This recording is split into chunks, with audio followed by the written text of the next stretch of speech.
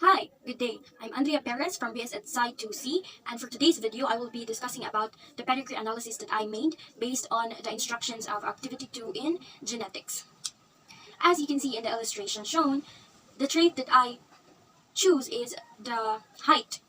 The normal is the 5 feet above, and the particular trait that our family has is the 4'11 below, or the abnormal height for a normal person. Based on my research, 4'11 is already considered 4'11 below is already considered as dwarfism or a person with disability. The shaded shapes, which are circle and square, are the ones that contains the specific trait, which is the 4'11 height or below. And the unshaded is the normal ones, or the 5 feet above in height. As you can see in the first generation, which is in F1, is they are both shaded, which means they both have this trait, which means that this trait is dominant. So it can be seen in their offspring, which is 6. It is 6 shapes there, and they are all shaded. So the F1 generation produced an offspring of 6, and it is shown in the F2 generation. These are my titos and titas, included my father. And as you can see, they are all shaded, which means they all have the same trait, which they are all 4'11 below in height. And all of them married and had an offspring also. The first one, which is my Tatay Eddie, married someone who is normal and does not have the trait. So they had 3 offspring, and one of them is normal, and 2 of them has the trait of 4'11 below in height. The second one is my tita, which is my Nanay LV, and she also married someone who is normal in height or 5 feet above. They also had offsprings, which are my cousins, and their offsprings also produced all 3 4'11 below in height, 4'11 or below in height.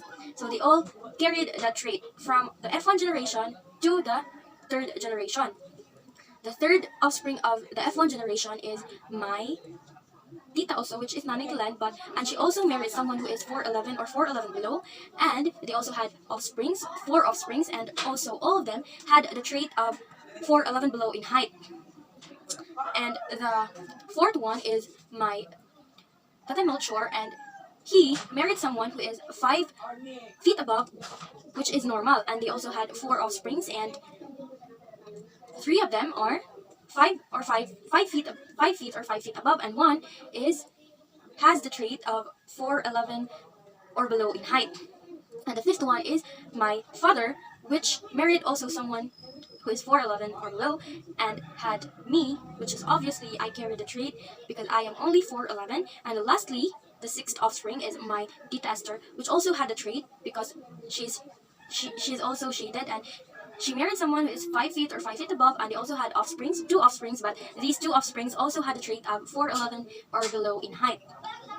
As you can see from the F1 generation to the F3 generation, the trait that I choose is very dominant. So as we can say that this trait is dominant in our family.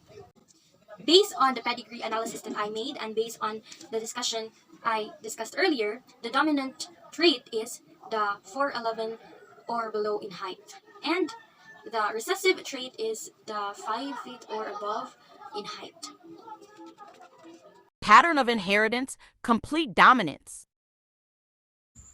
The phenotypic ratio of F1 is 6:0 because the results are all homozygous dominant, and in the F2 generation, it is 6:5:5 because 6 of the results are heterozygous dominant and 5 are homozygous dominant and 5 are heterozygous recessive.